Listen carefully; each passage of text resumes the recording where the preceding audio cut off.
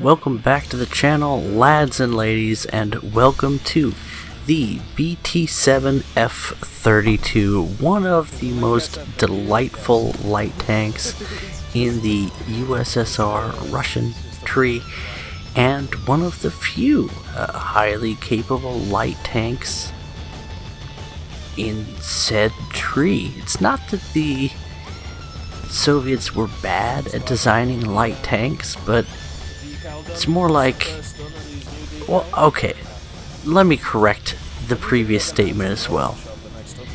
They don't fit my style, because you see, I am a man of taste and culture and gun depression. And this is a tank that can accomplish those things reasonably well.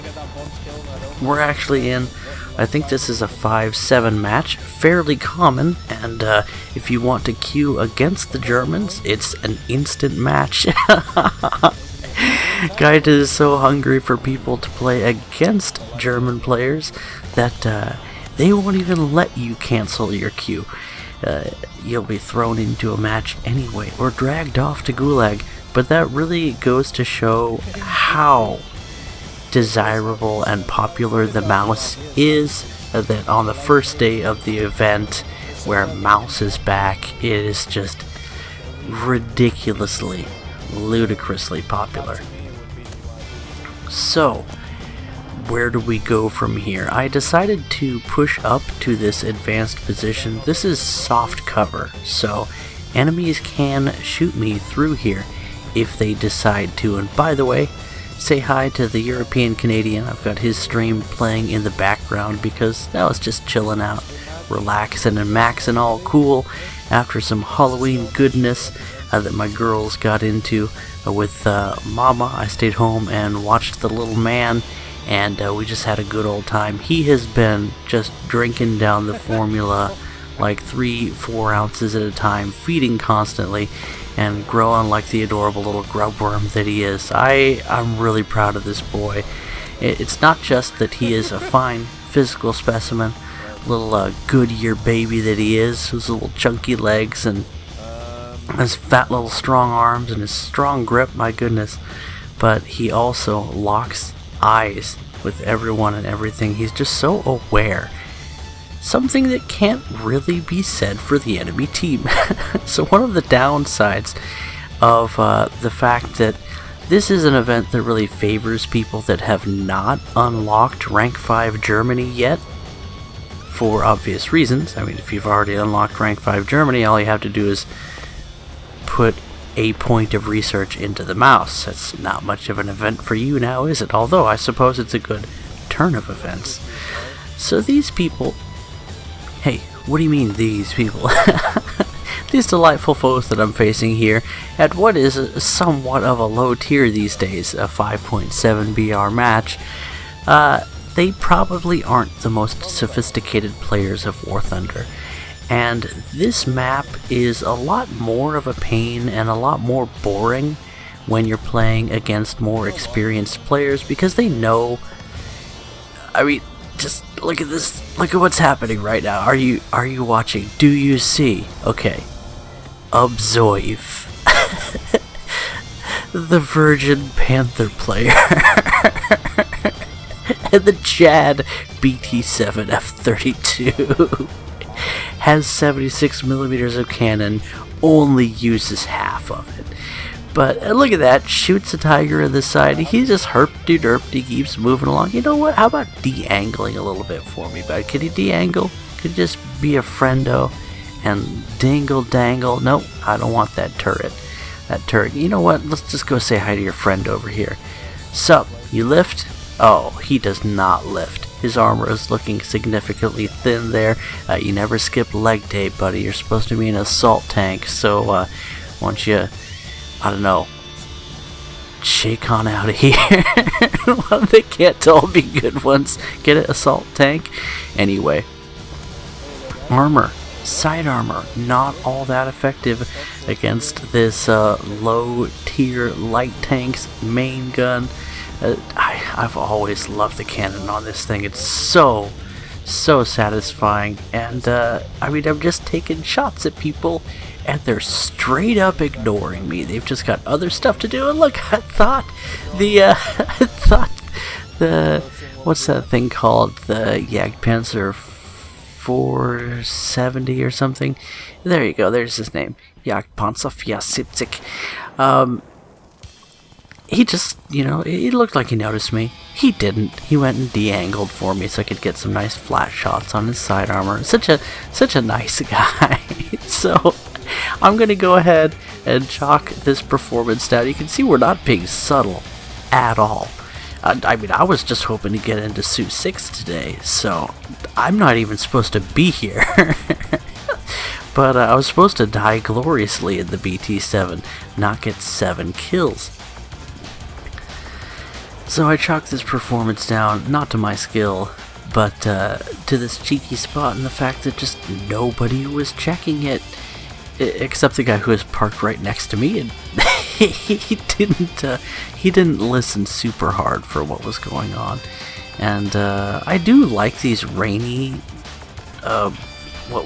rainy missions, as we rain hellfire into the crew compartment of a Panther for our final kill. And we did get into Suit 6 eventually, and you saw we got into a little bit of trouble there. We're missing our vertical stabilizer, but no worries, this plane can fly with tail damage fairly well. It's a really delightful plane, by the way. If you're looking for a rank 4 premium to grind out your USSR aircraft, I love the Su-6.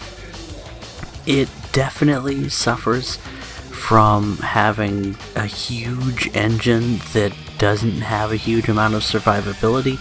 Even a small nick from ground fire or even rifle caliber machine guns will cause enough damage to your engine that you will slowly die. And this thing loses horsepower very quickly when it takes engine damage. And you notice that. So this plane, while it can absorb a few hits, it really doesn't fly well with airframe damage. It starts to fall out of the sky, and it also really doesn't fly well with engine damage, so it's something of a catch-22. Yes, you can take a hit. No, you cannot survive taking a hit for extended periods of time, and this isn't really an aircraft that is designed to go air to air.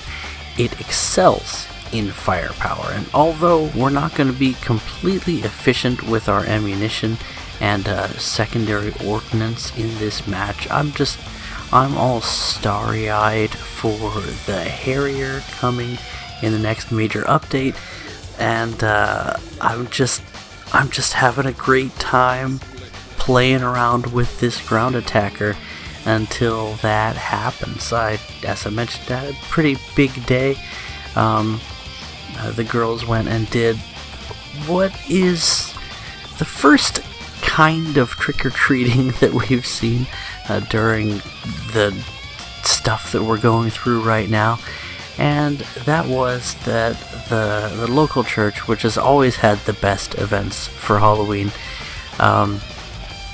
they organized a sort of a drive-by Halloween where people were driving their cars parade style with, social distancing enforced, or on display, I should say, being responsible, and throwing candy out for the kids. So that was great, and I mentioned that I stayed home. That's my favorite part of this whole operation. I like the part where I get to stay home, which is all the more reason for me to connect with you guys. And so, even though I'm not trying to be fancy or make any cash out of this, this is my social life, so you're invited to join me on my Discord server, link in the description below. And for those of you that are already there, for those of you that have been sending in replays, I really appreciate it. I love looking at what you guys are doing, I really do, and it's been my pleasure to feature a few replays recently, and I cannot wait. I'm super hyped for this next major update, 1.103. what's it called? New flower? Something like that. Anyway, sorry, I'm feeling kind of lame tonight. I'm just giddy, okay? I'm giddy. The Harrier is definitely one of those aircraft that I knew it would come to the game eventually, but I've just kind of put off hoping for it, because frankly, I don't even know how it would work in the game, but I'm eager to find out. I think you'll find that my wallet is rather itchy, and of course the fact that 2 versions are coming to the American tree is just delightful.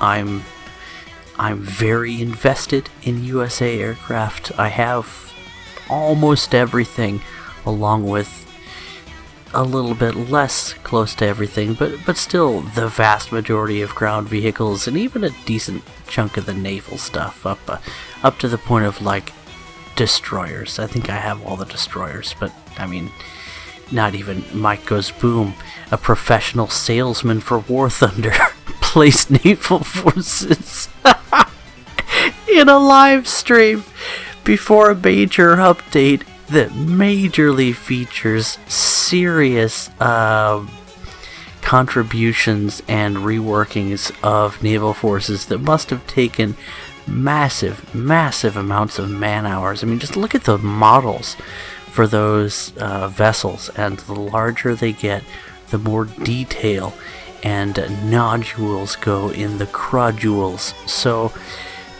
the fact that Mike is just like, yeah, I don't play naval, but I mean, this looks kind of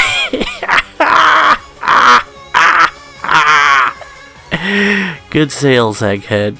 Good sales.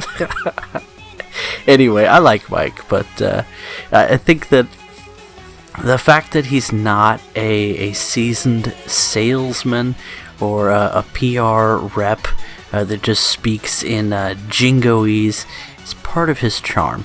And I think that over the course of time, we're gonna see that change, because he's a very capable, aspiring young man, and he's gonna learn maybe how to not say such careless things.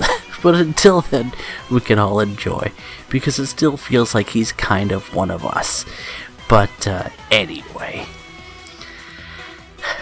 I did want to, at some point, as we continue to gun down ground targets, and we took some engine damage, and that's actually going to kill us in this match. We're going to get to the point where we can't fly anymore. You can see our engine temperature is up to 134 C, which is not great unless you're looking to boil an egg for Oxy to eat. But that's not good for our horsepower, our flight performance, our survivability. But what I wanted to mention is just once again to talk about something that I've really been working on, and I've really been focusing on it lately, and it's been really, really helpful for me.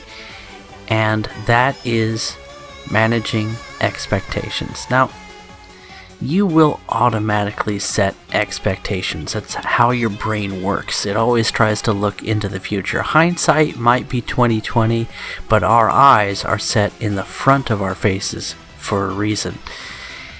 And when you look forward, you'll do so according to your habits, and you are completely free to adjust the way you see your future and what you expect out of the next thing to happen and the next thing after that. And if I came into this match hoping or expecting to do certain things and then I get shot down before I even get to the targets, then that's one thing. But I actually had one expectation with this match, and it was not missed out on, and that was to fly close to the ground and just have some fun vibing in War Thunder. That's really one of the things that I really enjoy about attackers, especially at low tier, where 4-3 is still somewhat of a low tier. And that is that you can just forget about the tactical positioning, hug the ground, try to be sneaky, maybe take down a few ground targets, maybe kill 1 or 2 or 3 people in a head-on. I did manage to pick up 3 kills that way in another match that I'm not showing to you. And you just have a good time. And I think that if you sort of set the bar low with War Thunder, you have so much fun. And then if things don't meet your expectations, well, just bump them down a bit. And you know what? Nobody's ever had a bad time because they've gotten something better than what they were expecting. And War Thunder is good enough of a game that you don't have to expect terrible things from it. We've got plenty of evidence to the contrary. And as for what comes in the future, well, hope for the best. Set your sights low and just kind of lift up with whatever you get. That's been sort of my strategy lately, and it just makes me happy. And I think overall I've been really happy lately, and that sort of feeds into that. But anyway, I hope you guys have enjoyed this video, and I'll catch you in the next one. Bye bye.